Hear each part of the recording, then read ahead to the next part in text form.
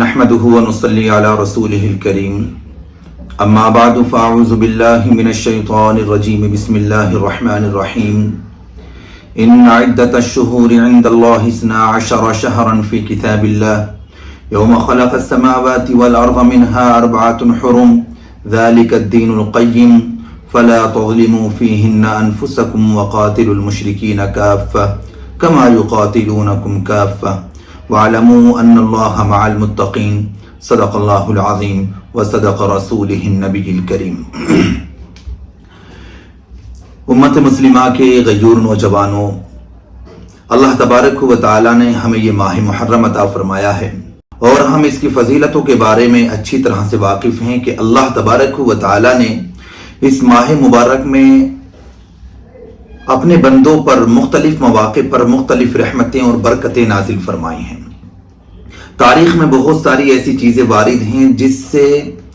ماہ محرم کی فضیلت اور اس کی حرمت اور اس کی وقت ظاہر ہوتی ہے کہ اللہ تبارک و تعالیٰ کے نزدیک یہ ماہ محرم کتنا فضیلت والا، کتنی برکتوں والا ہے۔ یہی وجہ ہے کہ جناب نبی کریم صلی اللہ علیہ وسلم نے بذات خود 10 محرم الحرام کا روزہ رکھا اور آپ نے اپنی خواہش کا اظہار فرمایا کہ اگر مناسب ہوگا اور آئندہ مجھے موقع ملے گا تو پھر میں کوشش کروں گا کہ اس کے ساتھ ایک روزے کا اور اضافہ کر لوں، یعنی کہ 9 تاریخ کا یا 11 تاریخ کا روزہ اور رکھ لوں۔ یہاں تک کہ بعض روایات سے آتا ہے کہ جناب نبی کریم صلی اللہ علیہ وسلم جب مکہ المکرمہ سے ہجرت فرما کر مدینہ منورہ چلے گئے اور وہاں جا کر کے آپ صلی اللہ علیہ وسلم نے دیکھا کہ اہل یہود جو مدینے کے یہود تھے وہ بھی عاشورہ کے دن کا روزہ رکھتے تھے، تو اللہ کے رسول صلی اللہ علیہ وسلم نے اس دن کا روزہ رکھنے کا صحابہ اکرام کو اس طرح حکم فرمایا جیسے فرض کا، واجب کا حکم فرماتے ہیں۔ یہاں تک کہ جو مسلمانوں کی اور انصار کی مدینہ کے آس پاس میں بستیاں تھیں وہاں تک اللہ کے رسول نے منادی فرما دی کہ اگر کسی نے روزہ رکھا ہے تو اچھی بات ہے، اگر کسی نے روزہ نہیں رکھا ہے تو اس کے بعد وہ کچھ نہ کھائے اور آج پورے دن روزے داروں کی طرح رہے۔ لیکن بہرحال جب رمضان المبارک کے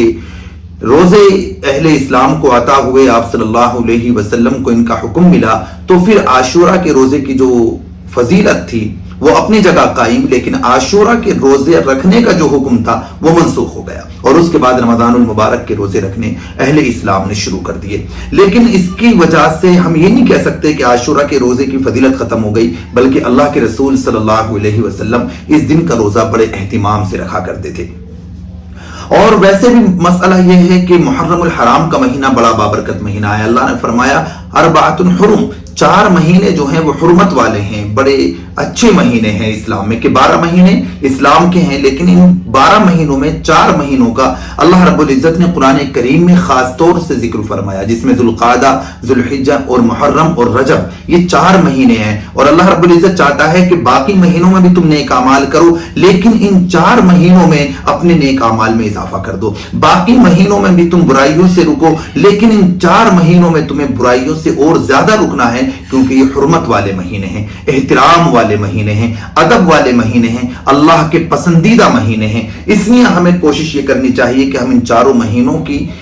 جو حرمت ہے اس کو قائم رکھیں، اور خاص طور سے محرم الحرام کی فضیلت کی کئی وجوہات ہیں، ایک وجہ نہیں ہے۔ سب سے پہلی بات تو یہ ہے کہ اللہ کے رسول صلی اللہ علیہ وسلم نے اس ماہ محرم کی فضیلت میں بہت ساری حدیثیں بیان فرمائی ہیں، جیسا کہ اللہ کے رسول نے فرمایا کہ جو شخص محرم الحرام کی 10 تاریخ کا روزہ رکھتا ہے اللہ تبارک و تعالیٰ اس کے پچھلے 1 سال کے گناہ صغیرہ کو معاف فرما دیتا ہے۔ دوسری حدیث میں اللہ کے رسول صلی اللہ علیہ وسلم نے فرمایا کہ جو شخص ماہ محرم کے 1 دن کا روزہ رکھتا ہے اللہ تبارک و تعالیٰ اس کو 30 دن کے روزہ رکھنے کا ثواب عطا فرماتے ہیں۔ اور صحابہ اکرام سے مروی ہے کہ اللہ کے رسول نے فرمایا کہ ماہ محرم کے بعد کسی دن کو اتنی فضیلت حاصل نہیں ہے جتنی فضیلت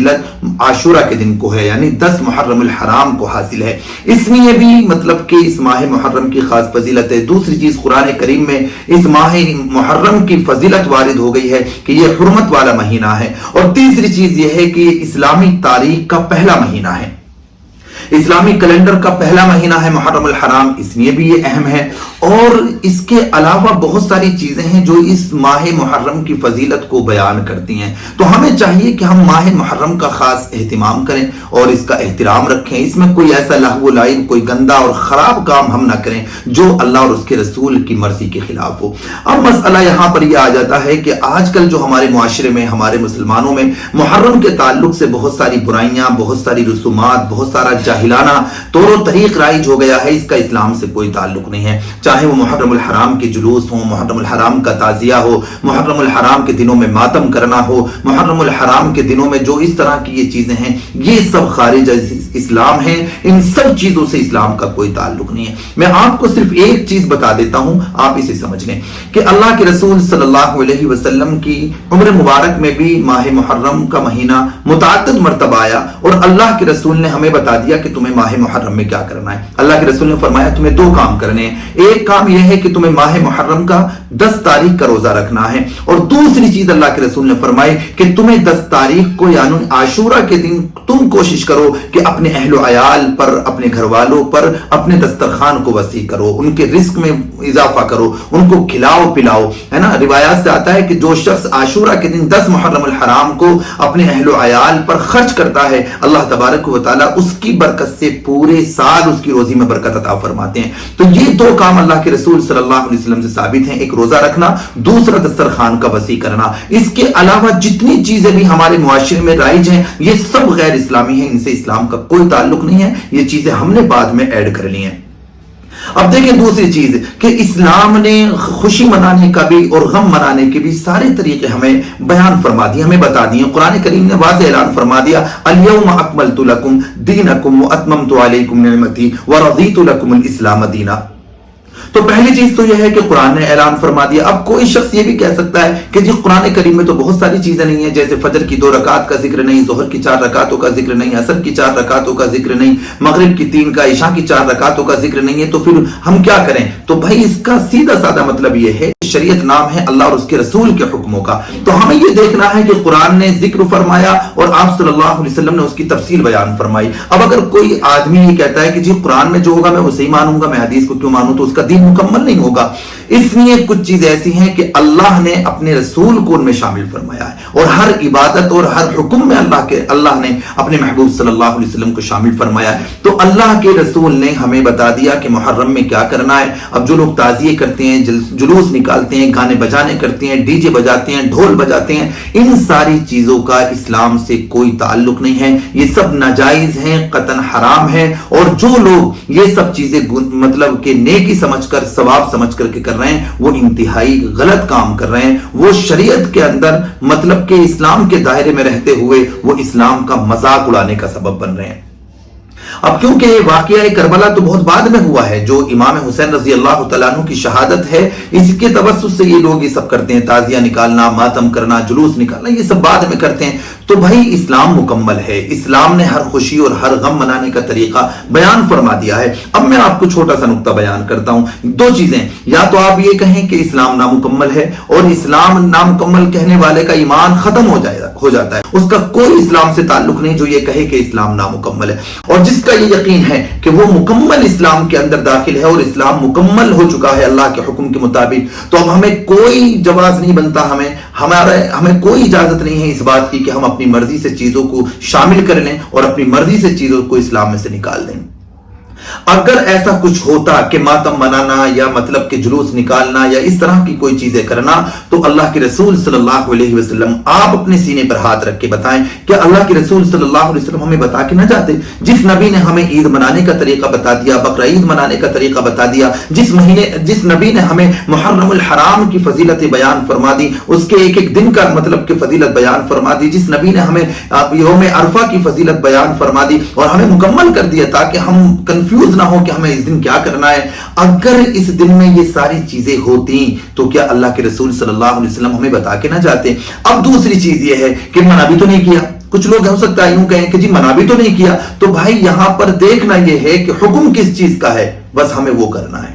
جن چیزوں کا حکم موجود نہیں ہے سمجھ لو کہ وہ اللہ کے رسول صلی اللہ علیہ وسلم کے لیے مناسب نہیں تھی، اللہ کے رسول صلی اللہ علیہ وسلم نے ان کو مناسب نہیں سمجھا، اور اگر وہ مطلب کہ جائز ہوتی تو اللہ کے رسول صلی اللہ علیہ وسلم ضرور ان چیزوں کو بیان فرما دیتے جن چیزوں کو اللہ کے رسول صلی اللہ علیہ وسلم نے بیان نہیں فرمایا، امت تک نہیں پہنچایا، سمجھ لیں کہ وہ سب چیزیں غیر اسلامی ہیں، ان کا اسلام سے کوئی تعلق نہیں ہے۔ اب کیونکہ کل کو محرم الحرام کی 10 تاریخ ہے اور ہمارے بہت سارے نوجوان مختلف جگہوں پر مطلب کہ تازیے نکالتے ہیں، ڈی جے بجاتے ہیں، بینڈ باجے بجاتے ہیں، ڈھول بجاتے ہیں، اور ایک وقت کی نماز وہ صحیح کر کے نہیں پڑھتے، تو میری ایسے نوجوانوں سے درخواست ہے کہ خدا کے لیے سر عام شاہراہوں پر اسلام کا تماشا نہ بنائیں، قرآن کا تماشا نہ بنائیں، دین کا تماشا نہ بنائیں، صحیح طریقے پر اسلام کی طرف آئیں اور اللہ اور اس کے رسول کی مرضی کے مطابق اپنی زندگی گزارنے کی کوشش کریں۔ تو بہرحال یہ ایک مختصر سا پیغام تھا جو میں نے آپ لوگوں تک پہنچانا تھا کہ محرم الحرام کیوں اہم ہے، وہ میں نے آپ کو بتا دیا کہ قرآن کریم میں اس کی حرمت کا ذکر ہے، اللہ کے رسول صلی اللہ علیہ وسلم نے اس کی فضیلت بیان فرمائی ہے، اس کے روزے کی فضیلت ہے، اور اسلامی تاریخ کا، اسلامی کیلنڈر کا یہ پہلا مہینہ بھی ہے، تو بہرحال یہ اس کی فضیلتوں کے سبب ہے۔ اور جو چیز اس میں کرنے کی تھی وہ بھی اللہ کے رسول نے بیان فرما دی کہ تمہیں 10 محرم کا روزہ رکھنا ہے، اس کے ساتھ ایک روزے کو تمہیں شامل کرنا ہے، اور دوسری چیز کہ 10 محرم کے دن اپنے اہل و عیال پر دسترخوان کو وسیع کرنا ہے۔ بس اتنی ہی محرم الحرام کی فضیلت ہے، اور یہی اعمال وہ ہیں جو ہمارے لیے کرنے جائز ہیں۔ اس کے علاوہ ہم جتنا بھی کر رہے ہیں الٹا سیدھا، خدا کے لیے اسے چھوڑ دیں اور اسلام پر عمل کریں، اسلام کو فالو کریں، اللہ اور اس کے رسول کی حدیثوں کو فالو کریں، ان پر عمل کرنے کی کوشش کریں۔ یہ بیکار کے رسم و رواج جو ہم نے